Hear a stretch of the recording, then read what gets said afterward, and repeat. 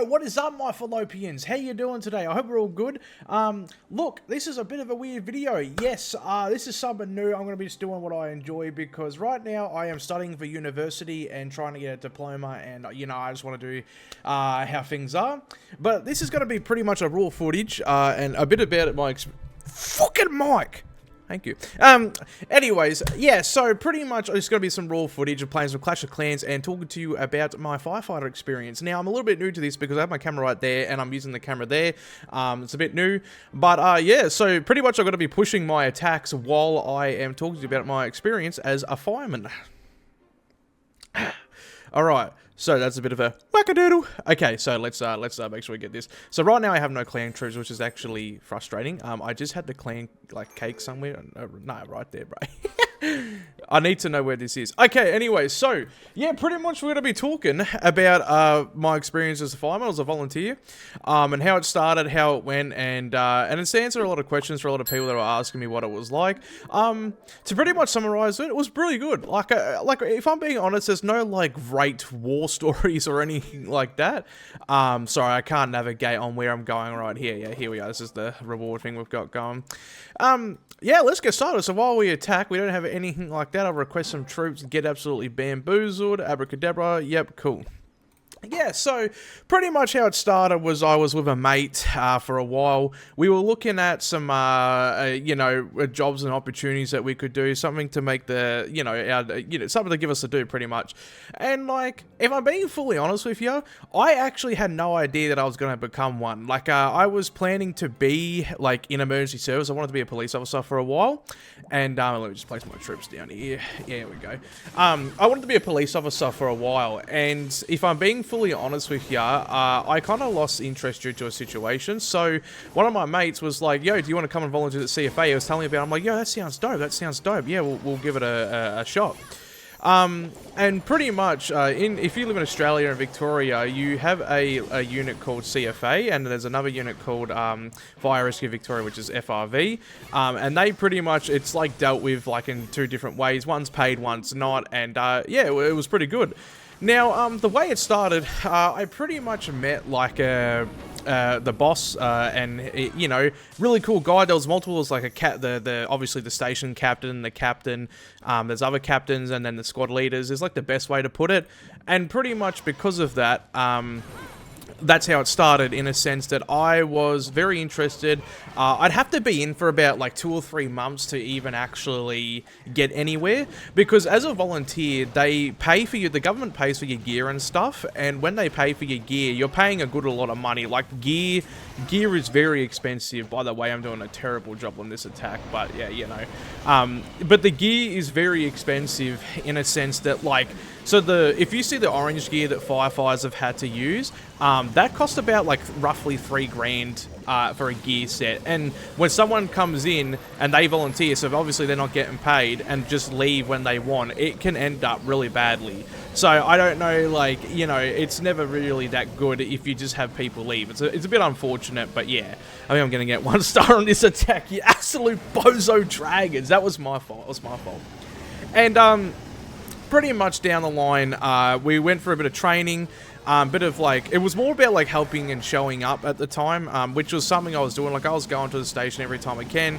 I was trying to learn all the stuff on the trucks. We had 3 trucks. We had the pumper, the tanker, and the support vehicle.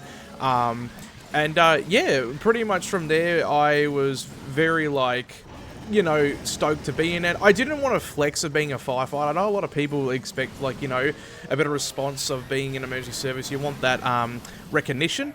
But in all honesty, I kind of just appreciated the fact that I could do it. So mind you, if I explain a little bit of my background, I was really unfit for a while. Like, I used to weigh 120 kilos and now I'm at like 91. Like, I was really big, and 91 muscle, by the way. And I was really big, and so becoming a fireman, I would have to be fit. And I remember when I said to my captain, I'm like to him, yo, like, this is a stupid question, but do you have to be fit to be a volunteer? And he's like, pretty much, would you rather, he's like, you don't have to, but would you rather see volunteers roll up and they're not fit and stuff like that? Or would you guys rather someone that looked like fit as hell firefighters ready to do the job? Obviously, the answer is well known there. So pretty much, After getting fit for a bit, I became a fireman, and they put us through some sort of training, which was really good. Bro, I just had that was like the worst attack ever, if I'm being honest. And yeah, pretty much I went through that. That was really good. And like the hardest thing about it was, so I was nervous as crap. We'll get to the good part soon. Pretty much, basically, the training was simple. Just had to learn some things, how to use this, how to do that, how to do this, how to like wrap up a hose, how to bowl it out, how to make it effective, what to do.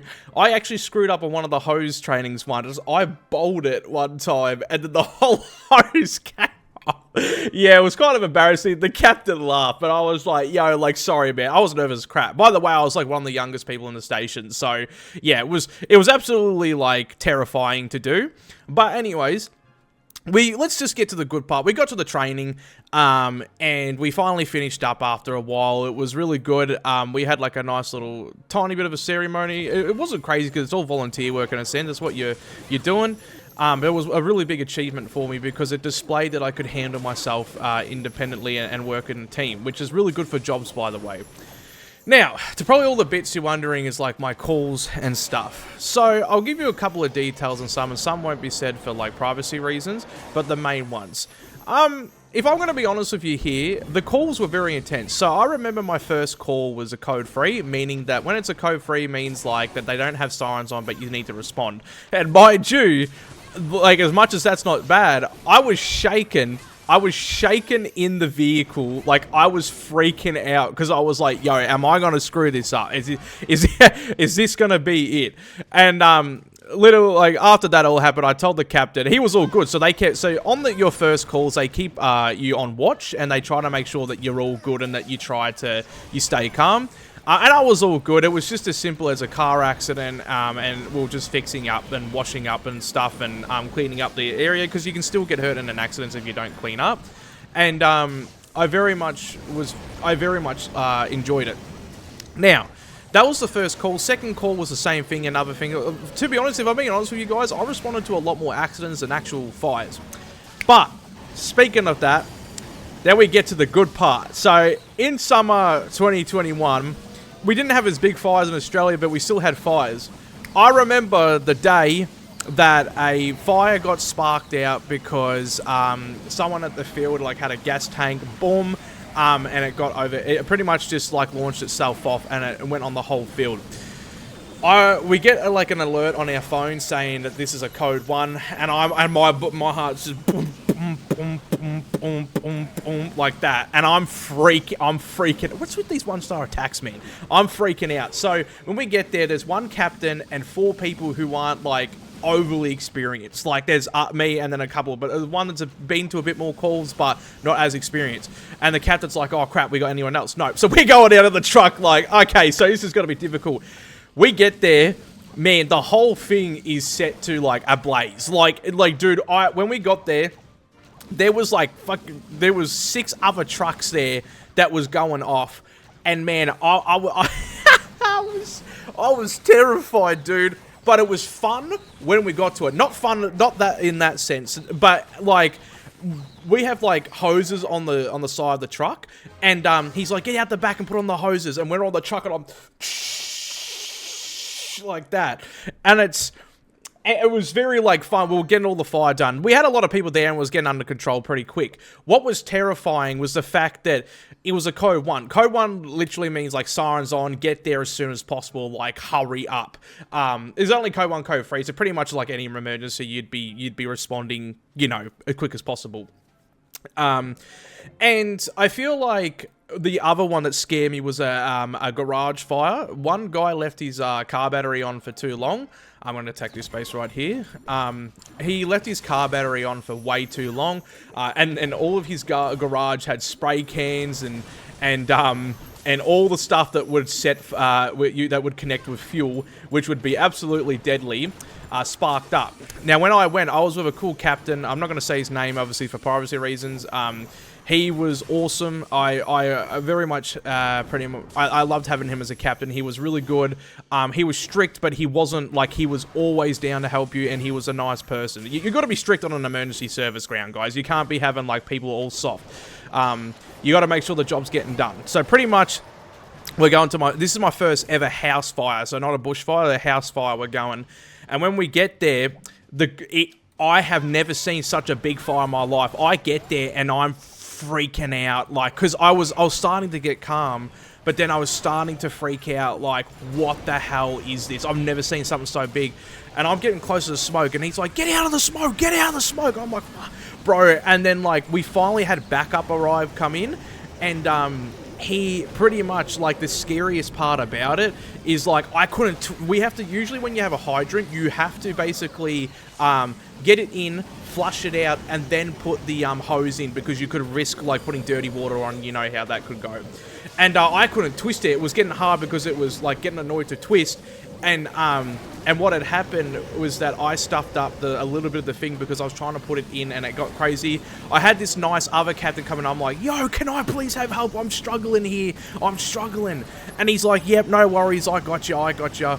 And we got it all done. We started getting under control. But, like, bro, when the fire dudes come in with their tanks, their oxygen tanks, they're, like, cutting up with the jigsaw. They're cutting up squares and triangles on the shed to get different areas of the fire. It took about, like, we were there for, like, 6-7 hours. Yeah, like, it was a really, really good experience on that end. Terrifying. Like, if I'm being for real here, it was freaking scary. I feel like people, like, act like they're tough. I'm gonna be honest with you. I was getting calm, but it was very tough for me in a sense. It was a very difficult, scary job. But I think it's one of the best things that's happened. I guess another story is a little bit of a short one, but there was, like, a race going on, like a street race, and some guy, his car, like, went through someone's house and got stuck in the window.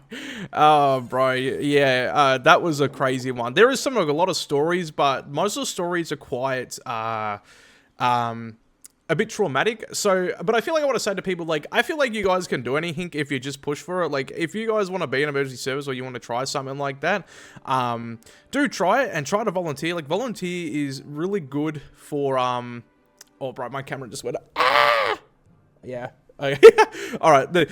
Volunteer is really good in a sense for your resume, and it has helped me. Like, when people saw that, it shows you dedication. People might not believe you, but it does help. But the way I ended it, though, unfortunately, I just had family stuff going on. Like, there was just so much stuff going on at home that I was like, yo, I can't do this anymore. And they were really cool about it. They were, yeah, that's fine. If you want to come back, just let us know. I haven't, because, like, it's still chaotic, and, you know, you got a partner, and, like, I'm looking after kids and stuff. You know, I think it's just very important for people to know that anything is possible. If you feel like you need to, like, be in something like that, try it. Always tell people, if you feel concerned about a situation, tell people that. You know what I'm saying? Like, don't keep it hidden.